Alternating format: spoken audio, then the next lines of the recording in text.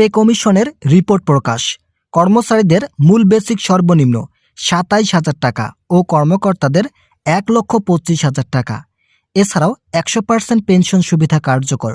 অর্থ উপদেষ্টা এ বিষয়ে যা বললেন, বিস্তারিত আলোচনা করার শুরুতে আপনারা অবশ্যই চ্যানেলটি সাবস্ক্রাইব করুন।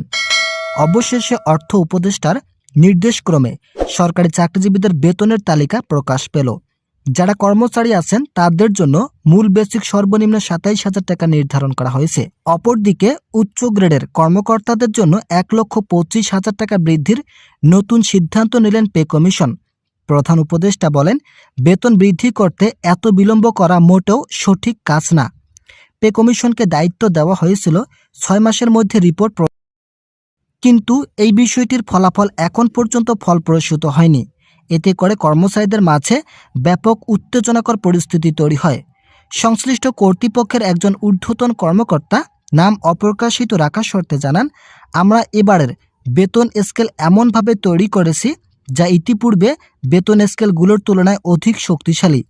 আমরা একাই বেতন স্কেল পরিবর্তনের বিষয়ে কাজ করিনি। এখানে যুক্ত আছে অর্থ মন্ত্রণালয়ের বিশেষ কর্মকর্তারা ও সচিবদের একাধিক সদস্য। তারা এই বিষয়গুলো খুবই ইতিবাচক হিসাবে দেখছেন এবং বেতন বৃদ্ধির জন্য চূড়ান্ত সীমারেখায় পৌঁছানোর লক্ষ্যে নতুন পদক্ষেপ নেন। পে কমিশন ও অর্থ মন্ত্রণালয় বলেন, আমরা ইতিমধ্যেই একটি ডেডলাইন প্রকাশ করেছি। আগামী রবিবার অভ্যন্তরীণভাবে আমাদের মাঝে একটি বৈঠক হবে। এই বৈঠকে আমরা গ্রেডের একটি তালিকা তৈরি করব। যতক্ষণ না পর্যন্ত আমাদের গ্রেড তালিকা তৈরি করা হচ্ছে, আমরা ঠিক ততক্ষণ পর্যন্ত বৈঠক চালিয়ে যাব। আশা করা যাচ্ছে আগামী রবিবারের বৈঠকে বেতন বৃদ্ধির চূড়ান্ত সীমারেখা তৈরি হবে। তো বন্ধুরা, যারা এখনও চ্যানেলটি সাবস্ক্রাইব করেনি তারা অবশ্যই সাবস্ক্রাইব করুন। শতভাগ পেনশন সুবিধা বৃদ্ধির বিষয়ে ইতিমধ্যেই একটি নতুন সূচনা তৈরি হয়েছে। আজ অর্থ উপদেষ্টা বলেন, আমরা ২টি নিয়ম চালু করেছি, কেননা কর্মচারীরা বৈষম্য নিয়ে জীবনযাপন করছেন। যদি কর্মকর্তা ও কর্মচারীদের একই নিয়মে বেতন দেওয়া হয় তাহলে কর্মকর্তারা অধিক হারে লাভবান হবেন। অপরদিকে যারা কর্মচারী আছেন তারা লাভবান হলেও খুবই সীমিত আকারে থাকবেন। যার ফলে আমরা ২টি সিদ্ধান্ত নিয়ে বেতন বৃদ্ধির নতুন কার্যক্রম চালিয়ে যাচ্ছি। আশা করা যাচ্ছে এই ২টি কার্যক্রম সরকারি চাকরিজীবীদের পরবর্তী নবম পে স্কেলে ব্যাপক আলোড়ন সৃষ্টি করবে। যারা নিম্ন গ্রেডের কর্মচারী আছেন তারা যাতে পরবর্তীতে কোনো ধরনের আন্দোলনে না যায় সেই দিকগুলো লক্ষ্য রেখেই বেতনের তালিকা প্রস্তুত করা হচ্ছে। এই বিষয়গুলো নিয়ে সচিবদের সঙ্গে ও অর্থনীতিবিদদের সঙ্গে কয়েক দফায় আলোচনা হয়।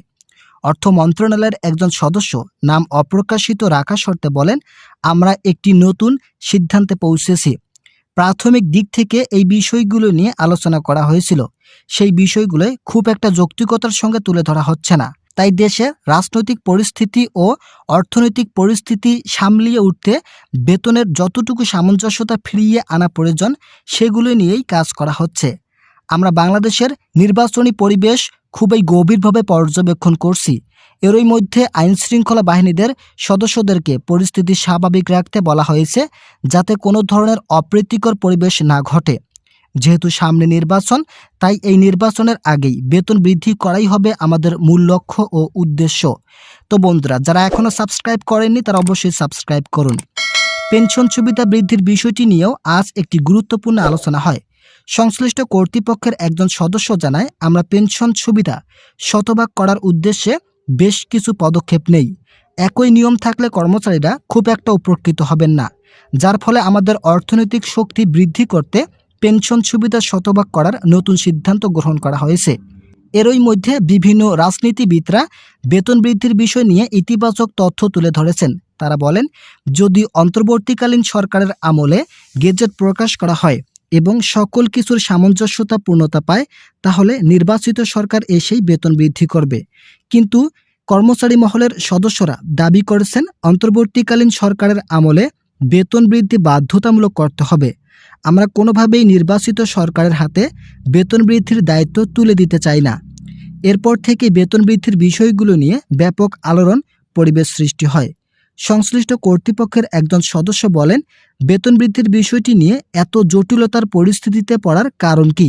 ইতিমধ্যে যেহেতু অর্থ উপদেষ্টা আগামী ২১ তারিখ পর্যন্ত ধৈর্য ধারণ করতে বলেছেন, তাই অবশ্যই আগামী ২১ তারিখ পর্যন্ত ধৈর্য ধারণ করা ছাড়া নতুন কোনো পদক্ষেপে যাওয়া সম্ভব নয়। সংশ্লিষ্ট কর্তৃপক্ষের সকলের মতামতের উপরে নির্ভর করে আগামী ২১ তারিখ একটি বৈঠকে গেজেট প্রকাশ করা হবে। তবে এই গেজেটে সকল কিছু পর্যায়ক্রমে তুলে ধরার বিষয়গুলো স্পষ্টভাবে মন্তব্য করেন কর্তৃপক্ষের একাধিক সদস্য। মোট কথা, আগামী ২১ তারিখ একটি বৈঠক হবে যেখানে পে কমিশন তাদের রিপোর্ট উপস্থাপন করবেন এবং একই দিনে গেজেট প্রকাশের নতুন একটি সিদ্ধান্ত আসবে।